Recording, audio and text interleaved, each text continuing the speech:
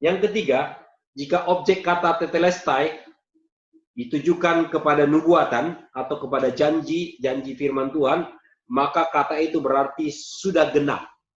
Ya, it's fulfilled. Jadi tepat juga terjemahan dalam bahasa Indonesia.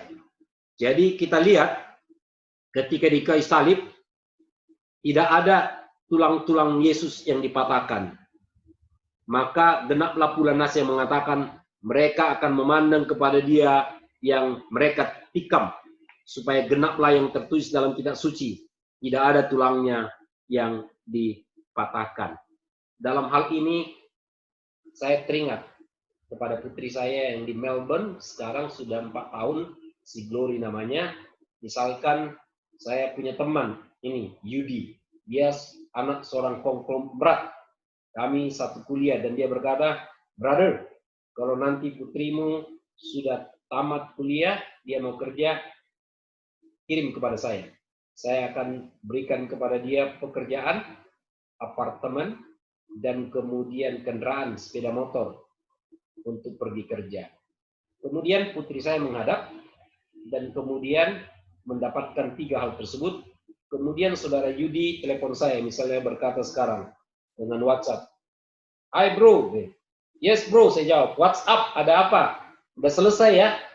Dia berkata, "Sudah genap, sudah selesai." Apa? Harus ada backgroundnya. Ketika dia berkata, "Sudah selesai," maka artinya janjinya yang 10 tahun yang lalu bahwa putriku akan dapat pekerjaan, apartemen, dan sepeda motor sudah digenapi. Itulah artinya dia menepati janji. Man of honesty, man of integrity. Dalam bahasa Batak, Tuhan itu disebut parhatasada, yaitu dia satu dengan perkataan dan perbuatan. Apa yang dikatakannya jadi. Dan kita tahu Tuhan itu adalah parhatasada, setiap yang dikatakannya pasti jadi. Tidak ada perkataan atau janjinya yang kembali dengan sia-sia. Dikatakan ada 32.000 janji di dalam Alkitab. Dia sudah menggenapi semua. Jadi jangan takut. 365 kali perkataan ini di Alkitab, kita boleh tidak takut setiap hari, bahkan dengan pandemi ini. Yang keempat, ini yang lebih sulit. Kata tetelestai ketika ditujukan kepada rencana keselamatan bagi manusia, maka kata ini boleh berarti sudah jadi. Ya, it is done. Nah, it's complete.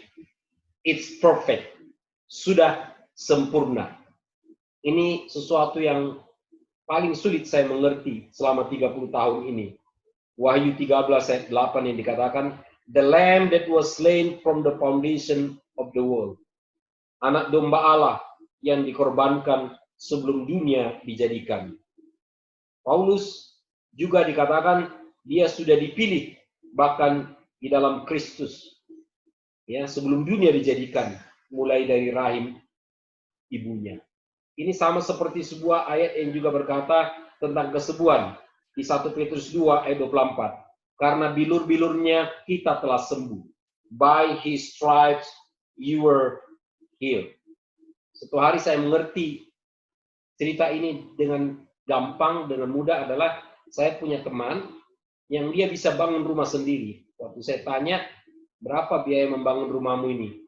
Ya, puluhan tahun yang lalu 200 juta. Jadi coba saudara bayangkan, kembali teman saya Judi tadi, dia punya uang 200 triliun. Sedangkan biaya membangun rumah 200 juta. Kalau Yudi yang berkata kepada Daniel, "Daniel, bangun rumahmu 200 juta." Maka dari sisi Yudi, bangunan tersebut sudah selesai. Jadi kalau dari sisi Tuhan, tidak ada proyek Tuhan yang gagal, tidak ada proyek Tuhan yang mangkrak, tidak ada proyek Tuhan yang tidak selesai. Dalam pertemuan Full Gospel tahun lalu di Kalimantan Selatan, ya, seorang pengusaha berkata demikian ketika saya bagi keempat prinsip ini sebagai pembukaan.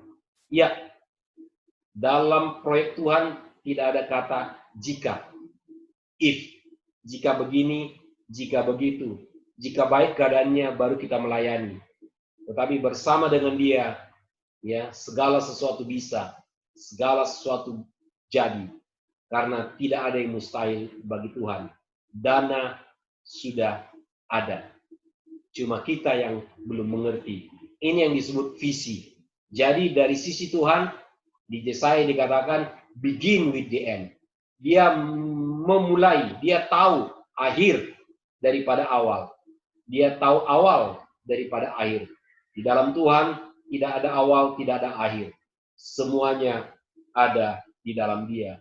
Jadi dari sisi visi, Allah sudah mendapatkan apa yang dimauinya. Dari sini kemudian saya mendapatkan sebuah pencerahan tentang sebuah perkataan Yesus di kayu salib yang saya terus bertanya-tanya, kenapa demikian ya? Yaitu kita tahu semua, dia berkata demikian, my God, why thou hast forsaken me? Allahku, Allahku, kenapa engkau meninggalkan aku? Bagaimana mungkin Tuhan yang maha hadir meninggalkan sang putranya? Tidak mungkin, dia adalah omnipresent. Suatu hari saya mendapatkan sebuah Alkitab, terjemahan daripada seorang yang menerjemahkan Alkitab dalam bahasa asli, bahasa Aramaik, yaitu menurut Dr. Lamsa, terjemahan ini sebenarnya seperti kembar, double. Sebuah kata boleh berarti dua. Nah, dari bahasa Aramaik, terjemahan kata ini adalah seperti ini. My God, for this was I kept. My God, this is my destiny. I accomplish my destiny. I fulfill my destiny. Tuhanku, untuk inilah aku datang. Aku menyelesaikan tugasku. Aku menyelesaikan panggilanku. Inilah destiniku. Wow. Jadi kita lihat, kemudian saya mencari, dan sekarang saya mengerti. Dari sisi manusia, karena dia 100% anak manusia, dia seperti ditinggalkan Tuhan. Tetapi dari sisi putra Allah, Sons of God, justru dia menyelesaikan tugasnya. Ketika dia keluar dari kuburan, maka dia justru menyudahi kematian. Ada satu cerita yang membuat saya sedih sampai saat ini. Suatu hari ada seorang ibu yang adalah seorang dokter, tugas di daerah, di kampung, kemudian dia membawa putrinya masih berusia 2 tahun ke mall di Jakarta, ceritanya waktu itu. Kemudian, biasalah anak kecil, saya juga pernah mengalami dengan putri saya dan anak saya, lepas pegangannya. Ya, putri saya waktu itu, dia berteriak, papa, papa, papa. Kemudian kami mengejarnya. Tetapi, putrinya ini, kemudian anaknya ini hilang sampai sekarang. Anaknya itu sudah menjadi dokter, kalau dia dididik jadi dokter sampai sekarang.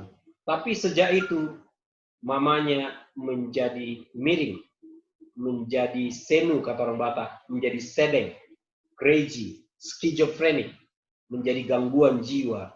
Karena mamanya sampai saat ini terus mendengar teriakan anak kecilnya itu, putri manisnya itu, mama, mama, mama. Seperti itulah teriakan Yesus di kayu salib. Allahku, Allahku, kenapa engkau meninggalkan aku? Dari sisi manusia, dari sisi kesadaran putra Allah, saya boleh membalikkan seperti ini bahkan. Bapakku, Bapakku, engkau tidak pernah meninggalkan aku.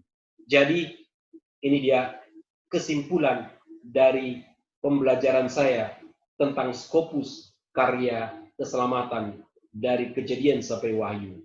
It's finished artinya tugasnya sudah selesai, pekerjaannya selesai, proyeknya selesai. Yang kedua, musuh sudah diselesaikan, musuh yang terakhir dikalahkan adalah maut.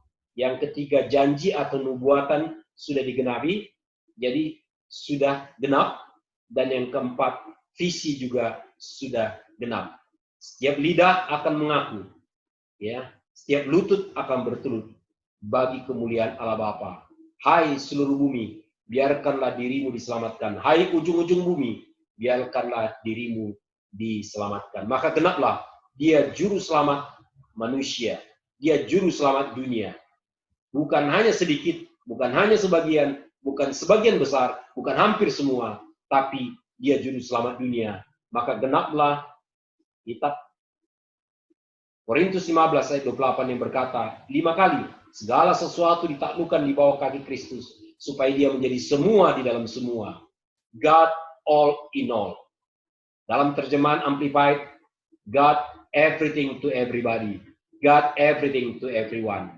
Perkataan ini ada 3 di Alkitab saya menemukan seperti ini.